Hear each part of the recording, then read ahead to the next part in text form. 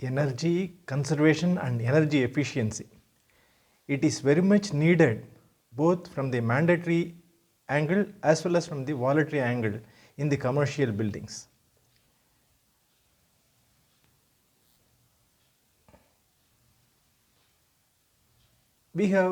The commercial buildings have taken enormous measures, energy saving measures, and implemented a lot of LED lighting or BLDC fans or air conditioning improvements on the chiller side, and have done lot of improvements in the air and water circuits of the HVAC systems.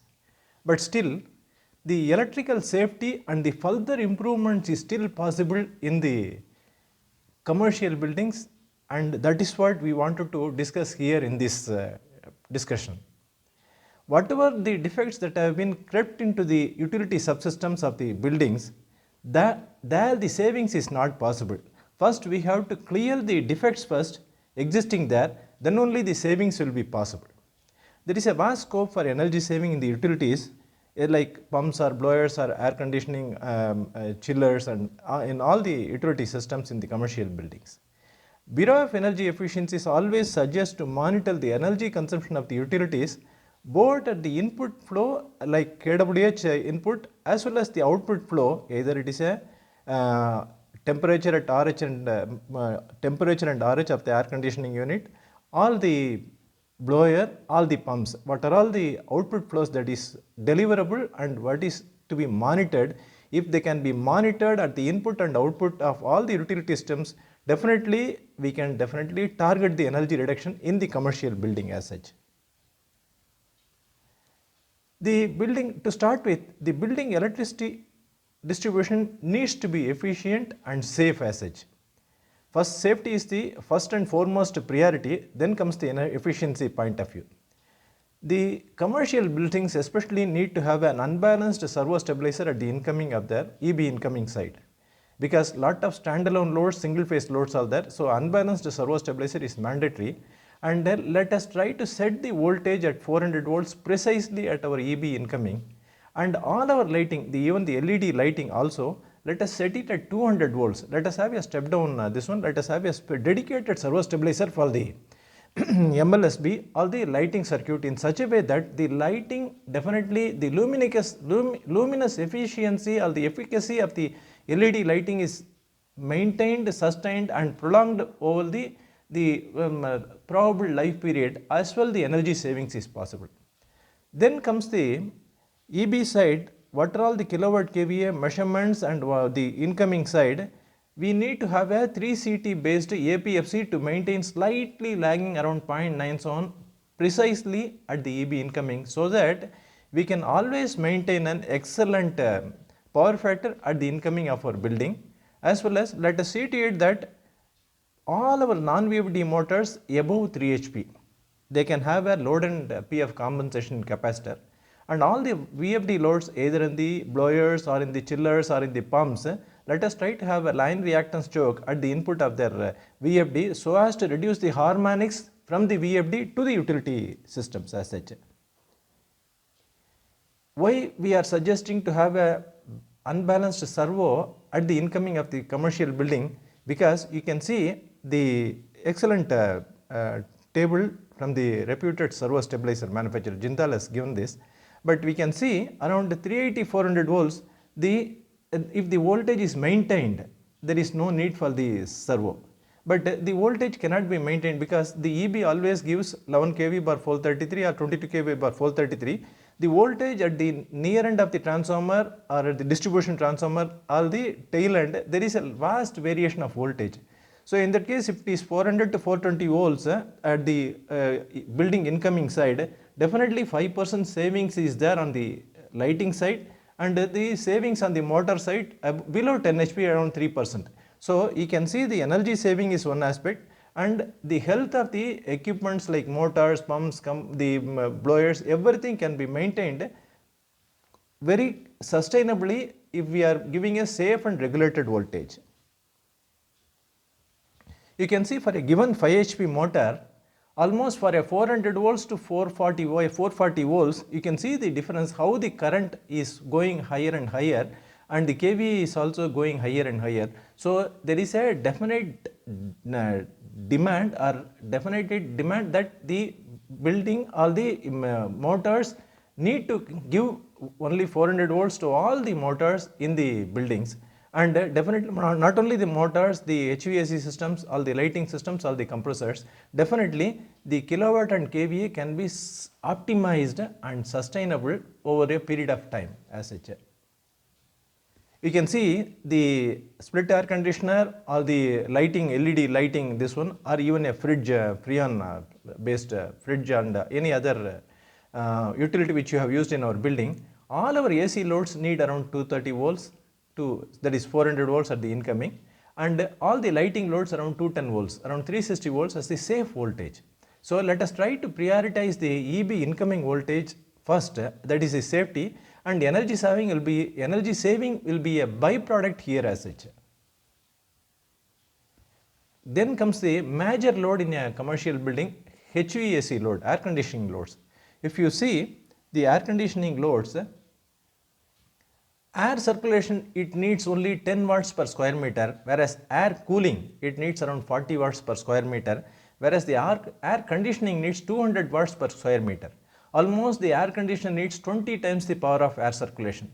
So that is why Bureau of Energy Efficiency under the Ministry of Power always recommends the users, either in the commercial side or on the residential side, to keep the temperature setting at 24 degrees centigrade, so that definitely we will have some energy saving is possible. At the same time, the mild BLDC fan plus the temperature setting at 24 degrees will definitely help the user to reduce their electricity bills as such.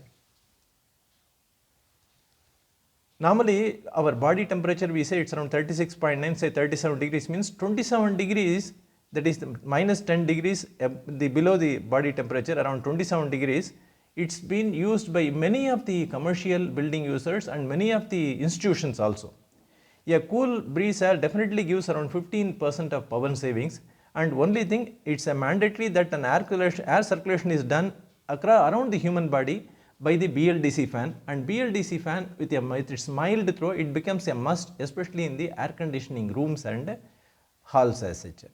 The AC efficiency can be improved, or it can be seen by fixing a run-hour meter and a credible motor on all your split AC machines at the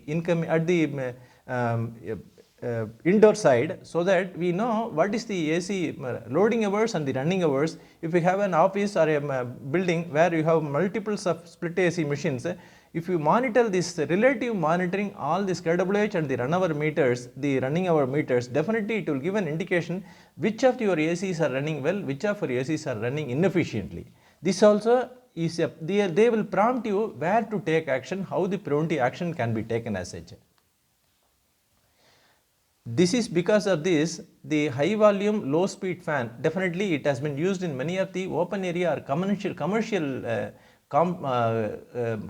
buildings, especially in the conference halls where the areas is big in size and air circulation is very effective by this HVLS fan, and the AC usage can be curbed or avoided.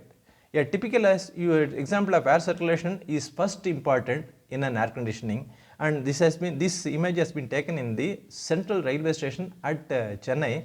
And previously, why I am suggesting this HVLS fan, because previously HVLS fan to be mounted from the top, every user had its own installation hesitations.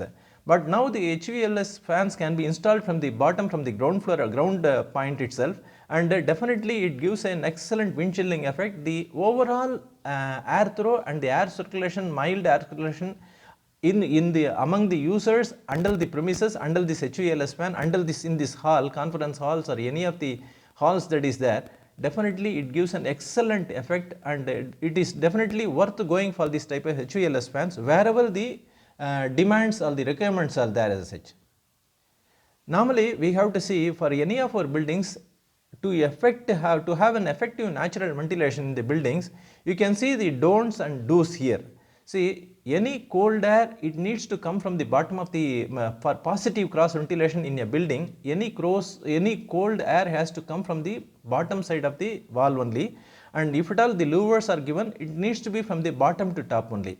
If the louvers are kept in the wrong way, or if the provision is given on the top side of the lintel, above the lintel of the building, definitely the air circulation for the residents, it is becoming very minimum and it is of no use as such. So this shows definitely what is right approach to be taken to give a better natural ventilation, cross ventilation for the residents in the building, and we can definitely make use of this as such.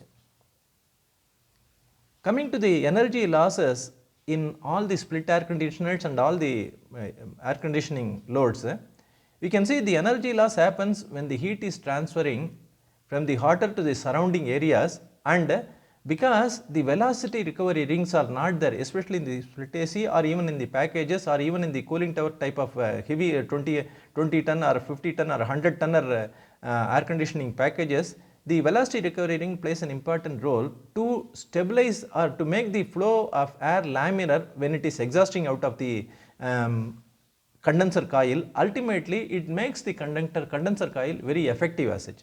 This image has been taken at Ramco Textile Mills, Rajapalayam during our energy audit as such. Another aspect is, see, I am just trying to see what are all the possible provisions that can be done on an air conditioning to improve the air conditioning efficiency within our premises in the buildings as such. What all the air conditioners are there, the indoor is trying to cool the residents inside premises, whereas the outdoor it is boiling under the sun. Here we have to provide a permanent headroom for the outdoor unit, even for not only for the air conditioner, it can be done for a genset, open terrace gensets also it can be done. It can be done on outdoor AC condensers. Anywhere this this shed on the headroom on the outdoors, definitely it tries to improve the efficiency sustainably for the heat. It improves the heat transfer of the outdoor AC to the outside ambient as such. Also, thanks to the e-commerce platforms, this type of shade is available costing less than 500 or 1000 rupees only, but it can be fitted directly on all our split AC outdoors, and definitely this also tries to cool the split AC air conditioning outdoor, and definitely you can see the efficiency of the overall air conditioning of indoor and outdoor, the performance is better as such. Also, this image has been taken in History Chennai office when we went for this refresher course, BE refresher course. It's an eye opener for us, and many of us are already doing it. HVAC professionals are doing it, and especially in the commercial buildings. Let us try to select the cool air where the areas to be needed and what time it is needed. Thanks to the IoT devices and other the areas, what are the domains where we can make use of the selective usage of cooling air in the premises. Let us say it is 20 by 30 square foot area, 20 feet by 30 feet area. Say partition of 10 feet is given, so that it can the same hall can be used for a part usage or a full usage also. So like this, each and everyone have to reduce the air conditioning load and curb the usage of air conditioning. Thanks to the IoT devices also, the usage efficiency is more concentrated, so that the prompting, the devices will prompt the user automatically to control the air conditioning usage. Coming to the aircon saver, see, we have millions of non-inverter AC have been supplied more than a decade or two, almost for 10 years or 20 years, all our air conditioners running. If the air conditioners need to be replaced, it can be replaced to energy efficient air conditioner with the 5-star rating. Again, it depends upon the purse also. So, on the existing air conditioner non-inverter AC, if the air conditioner is really good, split AC is really working fine, definitely we can install an aircon saver type. This is an intelligent EEPROM based microcontroller, and definitely this gives a savings of around 20%. See, this automatically improves the usage efficiency. Ultimately, the AC related power bill comes by 20%, and it has been proven this one. Only thing, not many takers are there. This needs to be promoted for all the non-inverter ACs. Everybody cannot say out of 1 million people, all the users cannot replace this to energy efficient air conditioners by the 5-star rating, going by the 5-star ratings. To start with, today we can just fit in this 6,000 rupees, around 6,000. You can fit in this aircon saver. Definitely it gives a savings of 20%. Straight away this can be seen, it can be observed, and many of the lakhs and lakhs of users are already using this device. This needs to be promoted in a big way as such. Coming to the run hour and the 3-phase kWh meter, its combo, this one is less than 2000 rupees only, but you can see, you can install this combo on all your pump panels, pump control panels, so that it will show the number of hours the pump is done for the day, and it will show also the kWh consumption for the day. Ultimately, this can be converted to the liters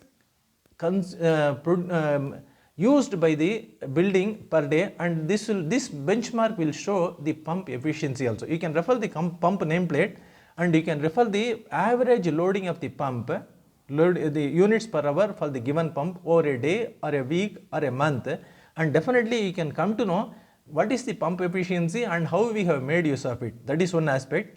And we also come to know what is the total kiloliters used in our building. That also can be just measured, and it can be calculated and entered in our notice board as such, daily notice board. You can see how this can be done is steps to monitor your daily water consumption in liters from your sump. Let us say you have a pump from sump to overhead tank. Let us install this run hour meter from this for this bore pump control panel that is feeding to the sump. That is feeding, sump motor is feeding to the overhead tank. Let us try to just take by the bucket filling method, try to put a PVC tub or a barrel and just measure clock the seconds to fill up the barrel. Let us quantify this and let us extrapolate this to the daily water input that is required in the sump to be shifted to the overhead tank, and it should show our daily consumption in the building. We are consuming say around 41,000 liters per day. By seeing this simple calculation, and definitely the users, once they see they are using this much of 41,000 liters per day, for an example I am just telling you, definitely they will become more conscious, or they will cautious to reduce their this will prompt the users to reduce their water consumption as such. This case study says around 5 HP bore pump, it's a 40 stage delivery, 40 stage submersible pump that is fixed at 450 feet below the ground, and it gives a delivery of 3000 to 6000 LPH through 1.5 inch pipe for a head of 209 to 120 meters. This pump is located at 450 feet, and the calculated pump delivers around 5500 liters per hour by consuming 4.8 kWh units per hour averaged for the day, and it is averaged for a week or a month. Because all these counters are non-resettable, you can definitely see the kWh and the pump run hours, and you can see what is the delivered water consumption to the building, and there we can definitely, this much of consumption is there. So we can take steps. See, you need a benchmark for any of your building. Every building cannot go for all latest IoT or latest water monitoring systems, but some of the conventional buildings, they can go for this cheap and best, and definitely this is a crude indication of what is the daily water consumption in the building, and accordingly we can take the action as such.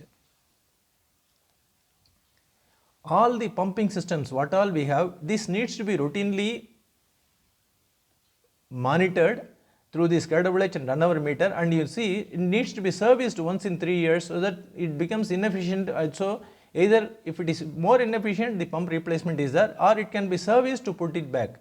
So routinely servicing even the pump footwall also, definitely it reduces the run hours. Normally let us say the run hours start increasing from 6 hours to 8 hours or 9 hours. If we just service the footwall and put back, it can come back to 6 hours also. So what all the old pump that was around 7.5 HP, and the new pump it is replaced, the 5 HP, you can see the input reduction of kilowatt reduction of around 30%, and overall energy improvement, saving in energy is almost 48%. You can see the discharge LPS, liters per second, from 3.68 it has gone to 5.03.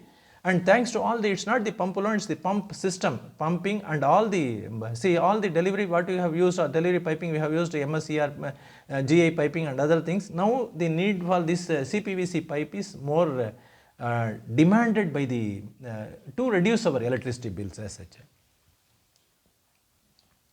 It's a case study of a piping loss from the sump pump to the overhead tank. You can see a 4-storied building with a 5 HP open well sump. This is an open, previously I discussed with a bore well sump, now I am sub pump. Now I am discussing about a 5 HP open well sub pump with a 2-inch delivery, and it delivers around 6.5 liters per second at 32 meter head. So the pump is at the sump, and at 5th floor at the overhead tank we measured the by the bucket filling method using a PVC barrel, we measured around 4 liters per second only, 4 LPS only at the height of 28 meters. Later we find, this is a case study, later it is observed all the CPVC pipe from the sump to the overhead tank only 1.5 inches has been laid many years back, and only the pump at the sump tank it is just 2 inches. So the the bucket filling is again done here, and here we found it's almost 6 LPS, 6 liters per second. This shows almost 30% flow drop is there from the sump to the tank, and this can happen to any of your building users. It is not only due to the wrong selection of piping, or it can be the lot of scaling that happens due to the TDS in the water. Scaling can happen in the water, and definitely the piping, once the diameter reduces, definitely the flow drops, and definitely the pump run hours goes more. So the pump run hours, once it goes, let us say it is 4 hours only for this year, and next year it goes to 5 years or 5.5 hours or 6 hours, you know pretty well that the scaling also is a reason why the run hours are getting more. So this drop in flow can happen any of your existing buildings. We can take the steps to clear the inner scales on the piping also, and let us try to improve the piping losses. How to reduce the piping losses also we can see it. Coming to the HVAC side, building HVAC, air circulation circuit through air handling units. All these years, over few decades, we have been using only this heavy blower on the HVAC side, air handling unit, and a heavy cocked belt, rubberized V-belts, which is of oversized, and it is heavy, and the pulleys are also heavy.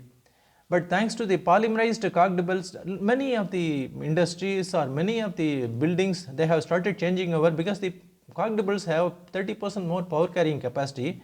It is double that of the V-belt, and definitely it improves the drive efficiency.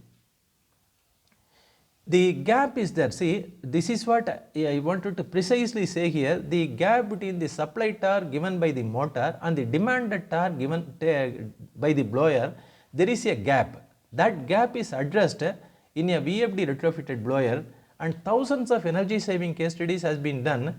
Many building users, they go for a high end EC fans, and if it is the price is the only the barrier, they can definitely go for this cocked belt plus VFD retrofit exercise. On the instantly they can get around 20% of savings on their existing blowers. And because all the blowers on the AHU side, they are all having a lower torque only at lower speeds, this is utilized here for the energy saving approach as such. This case study has been done in Danfoss, one of the reputed VFD OEM in India, and it's an MNC this one. And you can see the difference on the existing, already a VFD is retrofitted in their AHU, and this VFD they are using it in such a way that daytime they are operating at say around 50 Hz in the summer time, in the daytime duration, and the night time they can reduce it, they are reducing to 30 Hz. Like they are trying to reduce it, and they are trying to manage it manually. But now this VFD retrofitted blower, you can see the change has been done from the V belts to the cocked belts, and the blower RPM is maintained at 860 RPM at 50 Hz, and at 550 RPM at 30 Hz, 33 or 30 Hz. You can see the belts alone gave a savings of almost 11%, the change from rubberized V belts to the cocked belts, and the VFD is just oversized in such a way that we are trying to reduce the gap between the demanded torque from the motor to the blower. This gave around 20%. So around 10% here and 10% here, almost around 20% is possible in your existing air handling units in all your buildings, in all your HVAC related buildings. So this is an area it can be definitely made use of it. Then why we have all taken over this LED lighting and BLDC fans, it gave almost 50% savings.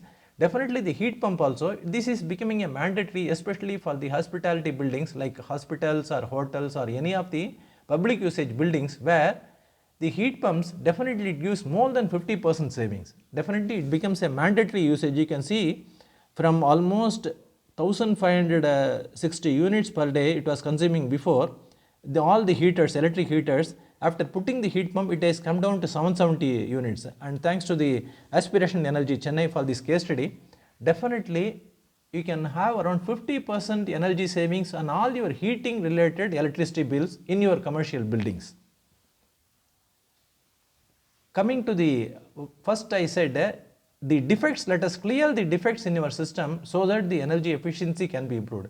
All these gensets are having this exhaust piping with all the bends, and so many bends are there. If these bends are there, definitely the back pressure is definitely going to be more, and definitely it is going to be a problem for the genset functioning as such. Also let's try to install the rain cap vertically instead of having so many bends in the system. I will just show you the area why this has been done. After we have gone by the, when we are doing the energy audit, we just checked and found almost at all the bends, the total, see this has been installed for more than 5 years or 10 years, all our gensets, and we don't do routine service is there within the genset, but all the genset exhaust piping, you can see it needs to have a T connection and a checkpoint to be there. Once in few years routinely this needs to be checked as such. See there you can see the back pressure getting developed in all the genset exhaust area because of this heavy choking and the exhaust piping line. Also the suction, also the see as and when the suction needs to be cool for the genset, because the genset is around 35% efficiency only, and especially for a building genset you get only 2 to 2.5 units per liter of diesel. So definitely the energy saving is definitely required, especially when you are using the diesel in your genset, and how to improve the operation of the genset, definitely this will get optimized as such. What are all the equipments, portable equipments, what are all the in situ gauge, the instruments to be had in our, to be having in our building, as an the data is collected from the e-commerce platforms only as on December 2025. You need to have a runner and a combo KWH meter for 1500 to 2000 rupees depending on your the brand and the quality which you are trying to select. The basic voltmeter and a clamp-on ammeter, definitely that is around 1300, and a single clamp-on CT clamp-on power meter around 15,000 plus. The non-contact type speed meter for all your, what all your rotating equipments in your kitchen or in your AHU, in all your HVAC side, all the pumps everywhere, you can measure this by putting a sticker, and you know wherever the RPM, revolutions per minute, getting dropped, definitely you know there is a problem with your system utility, and definitely you can take the steps to correct it. If your system is continuously running, let us say it is continuously running, it you 24/7 it is running, you cannot switch it off, means you can use for a digital stroboscope, you are using this LED sensing digital stroboscope, it can be measured on any running system, and it can be measured easily also, which we are using in our energy audits. Then this differential Pascal meter, it's around costing around 10,000, which is will show what is the static pressure that is deliverable by the blower. Either it is a kitchen exhaust blower or the AHU blower, what are all the static pressure also is very much important, because we are seeing the air balance in your HVAC premises, inside the air conditioned premises, what are all the air changes that can happen. All these things, return air change, everything can hum, only the static pressure is maintained from the blower. For the given static pressure and the flow only, we are seeing the blower's efficiency, why it is less at around 30 to 40% only, why this can be improved upon to say 60 to 70% as such. The anemometer shows the how to measure the flow from the blower as such. The basic infrared thermal imager is around 50K plus 50,000 plus. Yeah, definitely a commercial building of a higher size, definitely it can use a thermal imager, or a basic thermal also, gun also will do. What all the BEMS, building management software and systems you are having, or building energy management systems you have, still you need a routine monitoring for all the clamp, the portable gadgets or the instruments is required, definitely required as such. All these inputs I have just shared in my energy monitoring and conservation practices in residential and commercial buildings with all the case studies, definitely it will be very much useful to you and we can make use of it. Thank you. Thank you. Thank you.